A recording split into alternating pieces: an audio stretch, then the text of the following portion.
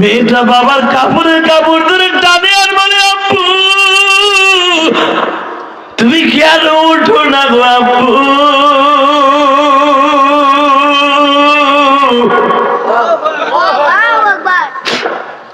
সকাল হয়ে গেছে, তুমি কি ঘুমের থেকে উঠবে না, দোকানে যাবে না?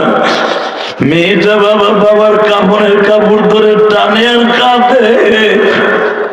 আমি আমার জীবন অনেক লাশ দেখছি, ওই মেয়েটার কান্না এখন আমার কানের মধ্যে বাজে, কারণ আমি তো 12 বছর বয়সে মা হারাইছি।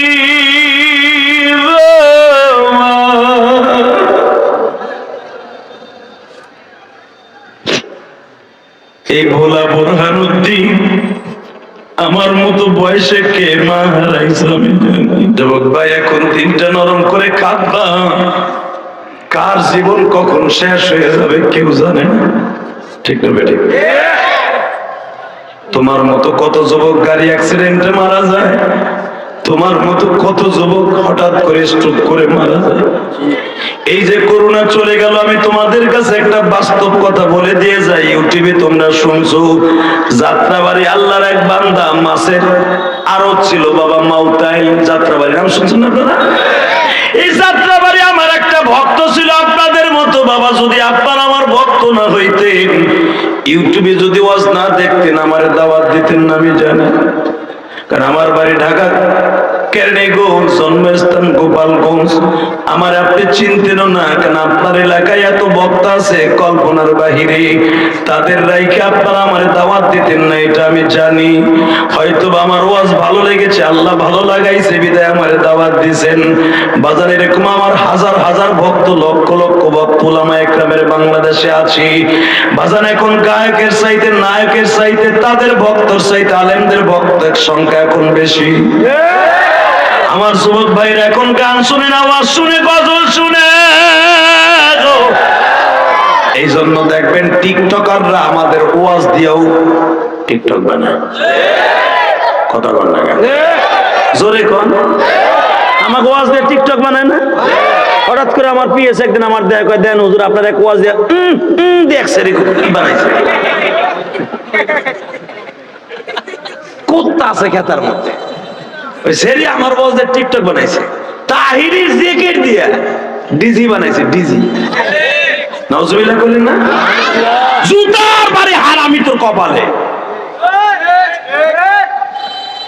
যারা আলেমুল আমার ওয়াজ দিয়া আল্লাহর জ্যাকেট দিয়ে ডিজি বানাবি, ওকশা আরেকটা আকীদার মানুষ, কিন্তু জ্যাকেট তো মাওলা।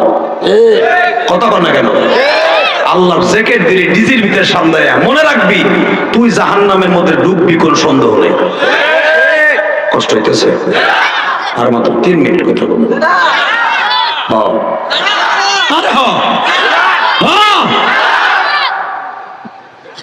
তাহলে তোমাকে সামনে দিয়ে একজন উঠে গেল, কিছু কইলে না, ওই যে একজন জায়গা ওইটা ওই দিছে দৌড় দাও। বাবা, বেশি রাত করলে আপনাকে ফজর নামাজ নিষেধ হইবে, কষ্ট হয়ে যাবে, এজন্য বেশি রাত করবো না। আলহামদুলিল্লাহ বলেন তো। টাকা নেই দিকে, জমিনের মালিক কে? তো ওই লোকটা আমার অনেক ভক্ত ছিল। করোনার ভিতরে ব্যবসা বাণিজ্য ভালো নাই, কেবল দোকানপাট খুলছে। হঠাৎ করে সকালবেলা আমার একটা ফোন আসছে, হুজুর আপনার একটা ভক্ত মারা গেছে। আমি নিজে গাড়ি চালাই দেখতে গেলাম। বিশ্বাস কর ভাই, যুবক ভাই, আমি তোর কাছে দুটা অনুরোধ করে পাও ধরে বলে দিয়ে যাই। বাজারে যখন আমি গাড়িটা চালাই গেছি, যাইয়া দেখি কাফনের কাপড়টা পড়াইয়া যখন মসজিদের সামনে ফেলায় রাখছে। এই ছেলেটা, তার মাত্র 6 বছরের একটা মেয়ে ছিল। বাবার কাছে ফোন করে কয়, বাবা গো, ও বাবা, আমি সকালবেলা খিচুড়ি খাবো। খিচুড়ি কিনে নিয়ে মোটরসাইকেল হাঁকাইয়া বাবা বাসায় যাচ্ছে, কিন্তু জানতো না গাড়ির পিছনে একটা রড বাহি একটা টেরা আজরাইল হিসেবে দাঁড়ায় আছে। যখনই মোটরসাইকেলে পিকআপ দিছে,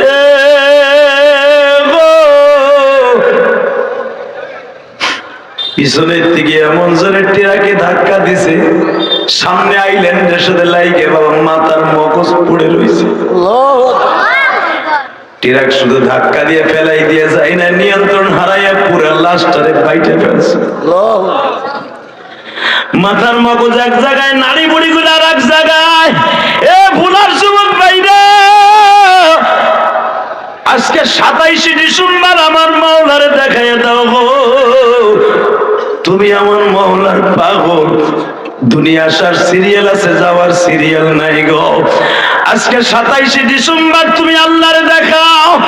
27 ডিসেম্বর তুমি এই ভোলার জমিনে, বুরহানুদ্দিনের জমিনে 27 ডিসেম্বর তুমি চোখের পানি ফেলে আল্লাহকে বুঝাইয়া কইবা, আল্লাহ 27 ডিসেম্বর ইলিয়াসুর রহমান জিহাদির সাথে আজকে ডিসেম্বর মাসের 27 তারিখ এত কষ্ট করে লোকটা আমাদের এলাকায় আসছে। আমার হায়াতে জিন্দেগি কবে শেষ হবে আমি জানি না। তুমি আমারে কখনো বেঈমান করে দুনিয়ার থেকে নিও না। যদি তোমারে নিতে হয় আমার ইমানদার হিসাবে হয়ে যাও, বেঈমান করে আমারে নিও না। আমি যখন দেখলাম রে ভাই এইরকম কাপড়ের কাপড়টা পরিধান করে আমার ওই ভাই ইখলাস রে শোয়া রাখছি, বাজান তাজা রক্তটা কাপড়ের কাপড়টা লাল হয়ে গেছে।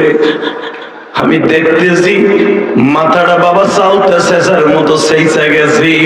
ওই 6 বছরের মেয়েটাকে তার বাবারে দেখাইতে আনছি। বাবার চেহারাটা মেয়েটারে দেখায় না, শুধু বলে এই যে তোমার বাবা, কারণ মেয়ে যদি ওই চেহারা বাবার দেখে মেয়েটা পাগল হয়ে যাবে। মেয়েটা বাবার কাপড়ের কাপড় ধরে টানে আর বলে আব্বু তুমি কেন উঠো না গো আব্বু।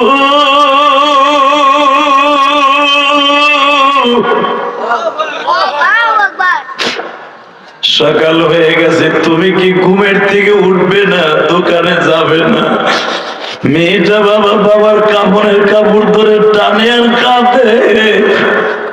আমি আমার জীবনে অনেক লাশ দেখছি, ওই মেয়েটার কান্না এখন আমার কানের মধ্যে বাজে, কারণ আমি তো 12 বছর বয়সে মা হারাইছি।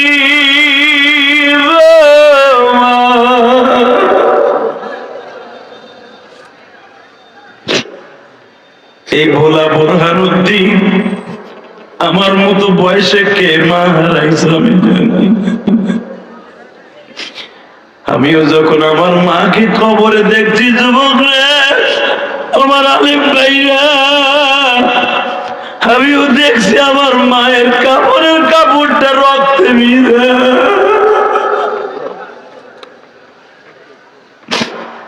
কারণ আমার মা আমার ছোট্ট ভাইয়ের জন্ম দিতে যায় আমার মাকে আল্লাহ নিয়ে গেছে।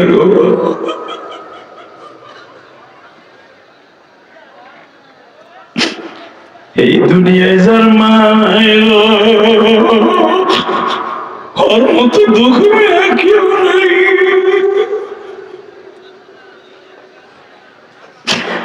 আল্লাহ দেখো আমার মতো কোন দাড়ি বানা বাজানের যেন মা নাই গো মা।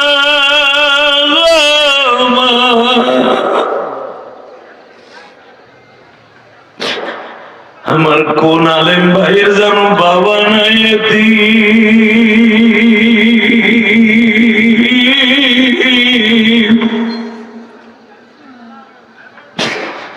আমার নবী তার চাচা আবু তালেবের সাথে একদিন বাবা বাজারে গেছে। আমি দেখবো নবীর আশেক কয়জন আছো গো বাবা। আবু তালেব বলে মুহাম্মদ রে তুমি কি কি চাইবা আমি কিনে দিব বাবা। আমার নবী বলে চাচাজি আমার কিচ্ছু লাগবে না বাবা, তোমার বাবা বেঁচে থাকলে কি তার কাছে চাইতে না? নবী আমার বলে এই জন্যই তো আমি চাইবো না চাচা, কারণ এতিমদের মনের কষ্ট আল্লাহ ছাড়া কেউ জানে না।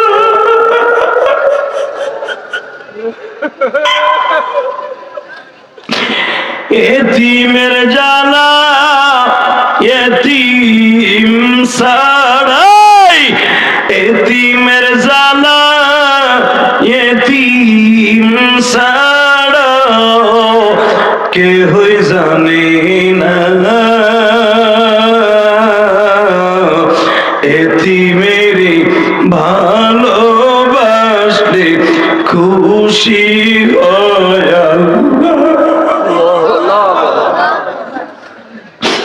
বাজান যেদিন আমার মা মারা গেল, আমার কত চাচারা চাচিরা কোলে নিয়ে আমার আদর করতো। বাবা ইলিয়াস রে কান্দিস না, আমি তোর মার আদর দিব। আর সবাই বলে বাবা কেউ দেয় না।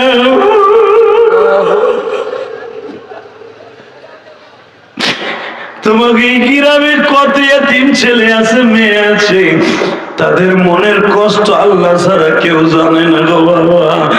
আমি বলবো আমার আলেম ভাইরা, আমার মতো যারা মা হারাইছে, আমার মাওলার ডেকে ডেকে বলেন মালিক,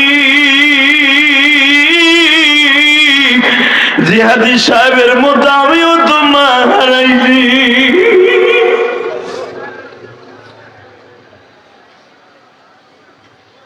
আল্লাহ দেখো তো কারা কান্দে। আল্লাহ এখানে অনেক সরমনার মুড়ি দিয়েছে, আল্লাহ শর্ষিনার মুড়ি দিয়েছে। আল্লাহ অনেক যুবক ভাইদের চোখে পানি দেখছে। আর যুবক, তুই বুঝবি না মা কি জিনিস, সেদিন বুঝতে পারবি যেদিন তোর মা এই দুনিয়ার থাকবে না। সেদিন বুঝবি বাবা কি জিনিস, যেদিন বাবা এই দুনিয়ায় থাকবে না। শুধু আমার সাথে বল ভাই, জমিনের মালিক কে? জোরে বল কে? নবী আমার চাচার থেকে বাজার থেকে আইয়া কাবা ঘরের দরজার সামনে দাঁড়ায়, কাবায় হাতিমের সামনে দাঁড়ায়, নবী আমার দাঁড়ায় দাঁড়ায় কান্দে। হঠাৎ করে হুজুরের চাচি গেছে, আব্বা ও আব্বা তুমি কান্দো আব্বা, তোমার মা বাবা নাই, তাতে কি হয়েছে, আমরা আছি না? আমার নবী বলে, চাচি গো, জীবনে কারো কাছে শুনছেন মা মারা গেলে মার আদর পাওয়া যায়? বাবা আমি এখনো পর্যন্ত তোমার গোসল না করে আমি কোনো কিছু খাই না, তোমার আমি না খাওয়াই খাই না। সূরা দুহার তাফসিরে দেখবেন, ফাআম্মাল ইয়াতীমা ফালা তাকহার ওয়া আম্মাস সাইলা ফালা তানহার ওয়া আম্মা বিনি'মাতি রাব্বিকা ফাহাদ্দিস। এই আয়াতের তাফসির খুলে দেখো। আবু তালেবের বিবি, আলীর মার নাম ছিল ফাতেমা, আলীর মার নাম ফাতেমা। আবু তালেবের বিবি ফাতেমা জীবনে আমার নবীর না খাওয়াইয়া কোনদিন খায় নাই। তারপরে নবী কান্দের চাচি, ও চাচি আমার মা কেমন ছিল গো? ফাতেমা বলতো, বাবা আপনার মা এত ভালো ছিল, পৃথিবীর এরকম কোন ভালো মা ছিল না। এরপরে বলে, চাচি আমার মা কেমনে লোকমা দিয়ে খাইতো? বাবা তোমার মা রে তো তুমি 6 বছর বয়স পর্যন্ত দেখছো, তুমি আমার কাছে কেন জিগাও? চাচি আমি মাত্র আমার মার আদর পাইছি 1 বছর, আমি 5 বছর পর্যন্ত হালিমা সাদের বাড়িতে ছিলাম। এই 5টা বছর মাঝে মাঝে দেখতাম আমার মা কেমন করে। আমি তো আমার মারে পুরো ভিজিট করতে পারি নাই। চাচি বলেন তো আমার মা কেমন হাঁটতো? বাবা তোমার মা এমনি এমনি হাঁটতো, তোমার মা এইভাবে ভাতগুলো মা খাইতো। ও বাবা তোমার মা এরকম এরকম ভাবে কাপড় পরতো, তোমার মা এরকম ভাবে ঘর মুছতো। এক একটা বলে আর আমার নবী কান্দে, বলে কান্দে। মর্মত দারাদি যুবক, দাড়ি পাকা বাজান মা, ও মা যারা আমার কথা শুনছেন গো মা, ও দাড়ি পাকা বাবা, এই যে শীতের দিন চলে যায় বাবা, মা আগে শীতই পিঠা রসে ভিজে খাওয়াই, এখন তো আর কেউ খাওয়ায় না।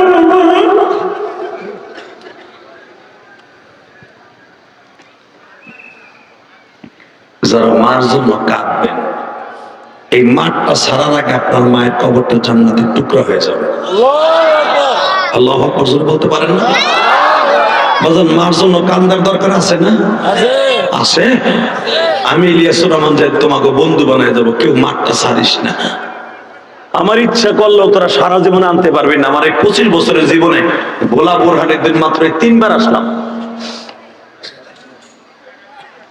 আজ থেকে 15-16 বছর আগে মনে আসছিলাম এই হুজুরের মাঝে, হ্যাঁ হাজিরাট দাখিল মাদ্রাসা আসছিলাম 15-16 বছর আগে। আর গতবার আসছিলাম এদিকে কোন জায়গায় জানি, বোরানুদ্দিনই না লালমোহন আসছিলাম, বোরানুদ্দিন না, তাহলে 2বার আসছি। এ মুসলমানের পোলা, আর কবে আসবো তা জানি না, তবে আমি তোদের সাথে গ্যারান্টি দিয়ে গেলাম এই কোরআন সামনে নিয়ে যদি আমার সাথে আজকে ওয়াদা করস জীবনে কোনোদিন মারে কষ্ট দিবি না, একক নামাজ ছেড়ে দিবি না, আমি তোরে বন্ধু বানাই মাস ছাড়বো, জীবনে আর দেখা না হলেও কিয়ামতের মাঠে দেখা হবে। আমি জান্নাতে গেলে তুই আমার সাথে যাবি ইনশাআল্লাহ, বলতে পারো না? যাবা না আমার সাথে? তুমি নেবা না? মানে যাদের চোখে আমি পানি দেখতেছি কোরআন হাতে নিয়ে বললাম, তুমি যদি মার জন্য মার মহব্বতে কান্দো, আল্লাহর ভয়ে কান্দো, তোমার জন্য জান্নাত আজকেই দলিল হয়ে যাবে। তুমি একটা আয়াতের তাফসীর আবার ওয়াম্মা মান খাফা মাকামা রাব্বিহি ওয়া নাহা আন-নাফসা আনিল হাওয়া। বাজার আমার দিকে তাকান গো, সরমুনার মাঠে যারা গেছেন গো বাবা, আল্লাহর কুতুব যখন শুরু করে দেয় জাহান্নামের বয়ান, ও বাজান কিছু কিছু পাগলা আছে লাপাইতে থাকে, কেন জানোনি? হাত মোছরামুছরি আরম্ভ করে দেয়, কেন জানো? এই পাগলগুলোর সাথে মাওলার একটা কালেকশন হয়ে যায়। আমার মাওলা তাদেরকে তখন আওয়াজ দিতে থাকে, বান্দারে তোর অন্তরের মধ্যে আমি মাওলা বসে আছি,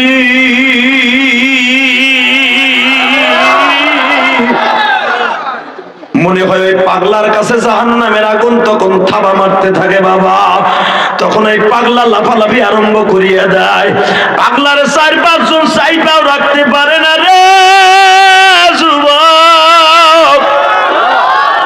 সরমুনার মাঠের কত পাগল একটা শিক্ষার দিয়ে মারা যায় ও বাবা। আমি আমার জীবনে একবার দেখছি, 5 নম্বর মাঠে আমি একদিন গেছিলাম ও বাবা, মুজাকারার মধ্যে বসছি, মুজাকারা শেষ হয়েছে, একটু পরে পিসা হুজুরের বয়ান, আল্লাহর কুতুব যখন বয়ান আরম্ভ করে দিছে, যখন আল্লাহর কুতুব জবান দিয়ে বলে ফেলছে জাহান্নামে যখন থাবা মারবে, আর জাহান্নামে যখন থাবা মারবে কেমনে সহ্য করবি? বাজার আমার সামনে থেকে একটা পাগল লাফ দিল, লাফ দিয়ে ও মাওলা তুই কই রে? বাজান এই কথাটা বলতে দেরি আছে, একটু পরে দেখলাম লোকটা পড়িয়ে বেহুশ হয়ে গেল। আমি তো চলে আসলাম, পরে খবর লয়ে দেখলাম ওই লোকটার জানাজা ইশারের পরে হয়েছে। আমি ডিজেরে আর চেক দিয়ে রাখতে পারলাম না, মালিক রে এই তো তোমার খেলা।